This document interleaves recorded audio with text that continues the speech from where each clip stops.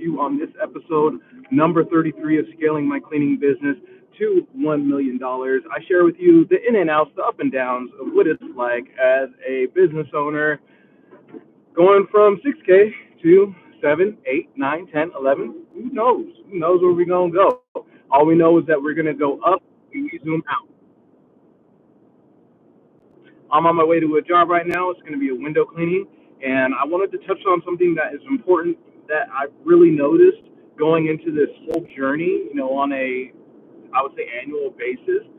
I've been doing this 33 weeks so far, and I've been increasing our average income. I would say, let's see, what is that? That's 25%, increase to 25% just by holding myself accountable and going on these journey here. Who knows how long it's going to take? I'm hoping it's just going to take at least 100 weeks. This is week number 33, and I'm just sticking it out. But the main thing that I wanted to touch on is connecting with people that are in your industry that complement your own. That doesn't have to be, your competition. It could be your competition, because I am a firm believer that competition is going to make the market sharper. It's going to make the market non-stagnant. A lot of people don't like competition. I welcome it, and I help out my competitors because it only makes me better. And for those that do martial arts, things like jiu-jitsu or anything that's going to be combative, that if you have a sparring partner, your sparring partner is going to help sharpen you. And of course, you want to beat them at the end of the day. Let me take this exit. Hold on. Let me take this exit real quick. All right, here we go. Okay. Yeah, of course you want to beat them, but you want to allow yourself to be sharpened by them at the end of the day, because if you injure yourself trying to really overexert yourself, you're no longer going to be able to compete, right? So same thing in business. Same thing in business here. When we're able to connect with others in the realm that help sharpen our business in general and how we go about our day to day, that's going to allow us to flourish and grow a lot better. And I think that's what's allowed me to have that 25% growth annually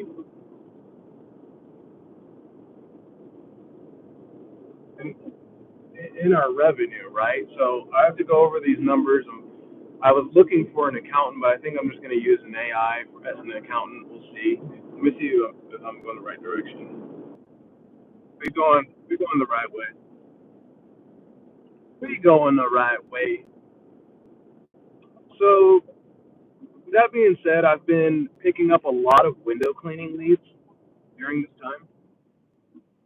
I've been picking up a lot of window cleaning leads. Most of the ones that I do, alhamdulillah, they've been at least $400 plus. I need to connect with another person that does carpet cleaning, because my carpet cleaning guy is going through some changes with his family, which is fine. I got family too now, so I get it. But I need somebody reliable that's going to be able to, make sure that we keep our brand and our image going strong through the rest of the season. So we'll be doing that. I have to get another cleaner, possibly. Our cleaner's doing all right, actually. We've been picking up more accounts, commercial accounts, at least weekly. So I'm going to reach out to the same type of relationships that have allowed me to get these commercial accounts. So I'm going to use the help of AI to allow me to do that, the help of AI to help do my books, because I'm not going to be doing my books. I don't want to do my books. Fuck that. But I've learned a lot about my business as to how the numbers are going doing this stuff. I do need to check in more, I would say, quarterly with myself, because I'm the bookkeeper now with everything.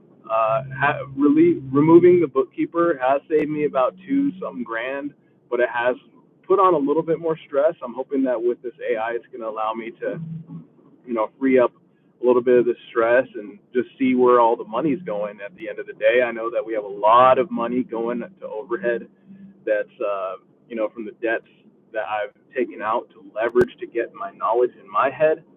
So now it's just applying that knowledge on a day-to-day basis. I've joined 4 to 5 different type of communities, however you want to call them.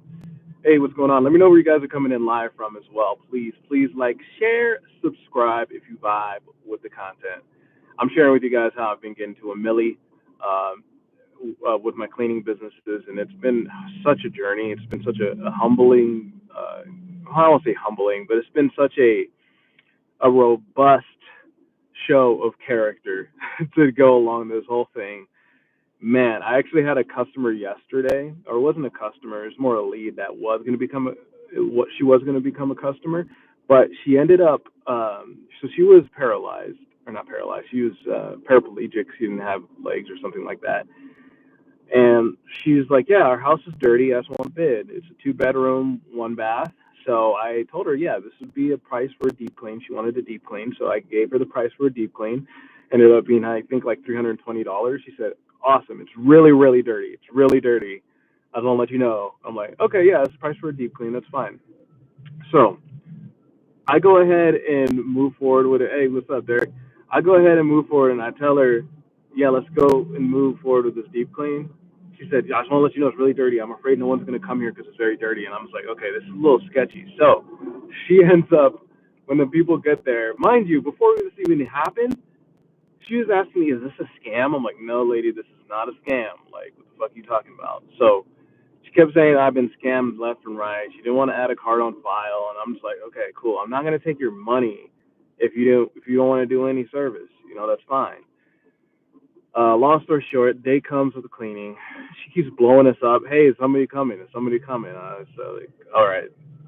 Immediately, I should have gone with my gut instinct that this was going to be a difficult customer.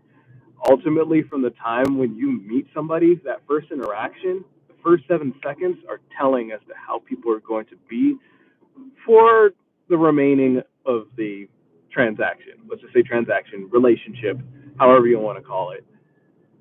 I would say 80% of the time, that's how it is, based off of their first interaction. I should have went with my gut instincts because this was the most difficult lead that I was trying to convert into a customer. Because our cleaners get there, and I had a feeling there would be some type of surprise coming up, right?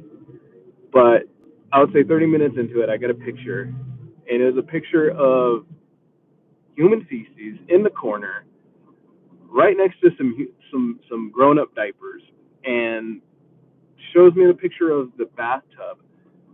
And there is a plunger in the bathtub with, like, one of those seats that people take a shower on inside the bathtub. And there's a mop head in there, and it shows me the toilet. Shows me the toilet. There's poop, like residue along the side of the bowl on the toilet. If I tell you that this is the first time I was gonna throw up just by looking at a picture, and bro, like this would be the first time I was gonna throw up looking at a picture. It was disgusting. It was insane how disgusting it was. So I text the lady. I say, hey, I call her because I know that this isn't gonna go well over text. So I call this lady. I'm not gonna tell you her name for her privacy. I tell her, hey, look, I know you said that the house is really disgusting and dirty. However, you didn't say that there is human feces and human urine. There's urine on the carpet going all the way to the bathroom. I was like, you didn't say that there'd be, you know, biological hazards because we're legitimately not able to handle. We cannot handle. We're not licensed to handle biohazard cleanups. There's a lot of money in that, so I've been thinking about it. We'll see, but I'm gonna focus on my lane right now. But when I told her that, she got upset. That's an understatement too. She got so pissed. She said, "You need to come out here right now. What if I move the human feces myself and you guys clean the bathroom?" I was like, "Look, we'll clean your kitchen for free. We won't charge you, and that's the best that we can do. We're not going to touch that." And I talked to my cleaners. It's a little bit difficult. I'm learning Spanish now, a little bit better by talking with my cleaners and using the translator and whatnot, but I didn't need the translation to know that they did not want to do that job because boy, man, it's rough. I can share the pictures with you in here, and you can see how bad it was, right? So um, I tell her, hey, we're not going to do this. She said, Okay, I'll clean it up. And I was like, yeah, let me just go talk to my cleaners. Hang up, right? Talk to the cleaners, my wife, just back and forth, communication, and whatnot. And I realized that after I talked to them, I'm like, man, we cannot do this. This lady's getting difficult. I should have just let her go from the get go. Man, is it too late? I think it might be too late. So then I call her. I tell her, look, we're not going to be able to do this. I'm sorry. We're just going to have to pack up. And she said, no, you're going to clean this area. I am handicapped and I need help. My father's going to come here and take care, or I have to take care of him, and I need this place clean. And I feel for her. But at the same time, I have my cleaners here, and I'm not going to risk them, their health, their well-being, and their ability to do the work going forward. And it's kind of similar to what I was talking about earlier about the jujitsu analogy, right? So I just decided to tell her, like, hey, look, we're not doing this. She sends me a text message, not even like 3 minutes later, saying, if you don't do this, I'm gonna leave a bad review on Better Business Bureau. I'm gonna leave a bad review on Google. You're gonna get the worst review ever. And I called her up. I said, hey, I read your text message, and this is why we can't do it again. Unfortunately, I'm sorry. I hope that you can find somebody to do this. And I told her if we were going to do this, we would have to charge way more because I'm going to find somebody that's licensed to get in there, and they're going to charge more, right? She said, no, you want to do it at this price, is what you said it would be. We never just take a job and accept it at face value over the phone. Never, ever. We tell them, hey, it's subject to change. So I want to let you know after we do a walkthrough. We're fully transparent with our customers and let them know that. She proceeds to still threaten me. I told her, hey, ma'am, this has been a great conversation, but we got to go. I hang up.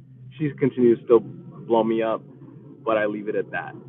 These are the type of people that you're going to come across on your journey to the top, to success, right? You're going to come across people that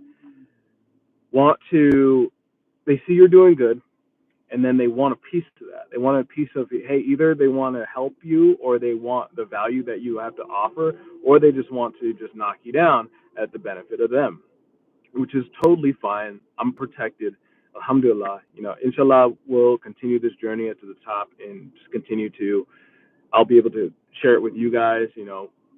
Going into this next week, I got VCT, tile floor, string, and waxing. I'm going to learn how to do it myself, and then I'm going to hire somebody else out to do it. I want to learn the craft myself so that I can know when to call bullshit out. I've been learning it, understanding it, and I need to have at least a base level of understanding so that I know if I'm getting taken advantage or not. I know if I'm getting taken advantage of or not. So when I get to a level of just doing this first one, I'm going to find somebody else to do it. I want to delegate it that fast. I'm still going to do some research, put some SOPs together. I found incredible AIs that can help with SOP process. So I'll be putting those together in video format as well as PDF format. So our subcontractors and employees are going to be on point going to this next year. We're projected right now to hit about 300K, just my company alone. The other one that I'm partnered with, I believe we're projected at 400K, somewhere around there. But collectively, just looking to reach the 7-figure mark, $1 million. We'll see how things go. I have a great feeling about the rest of this year. I'm about to pull up to this house, though. Please check me out on Instagram, MAJSAYY. I'll be coming back in January. Let's see. No. I'll be coming back in October.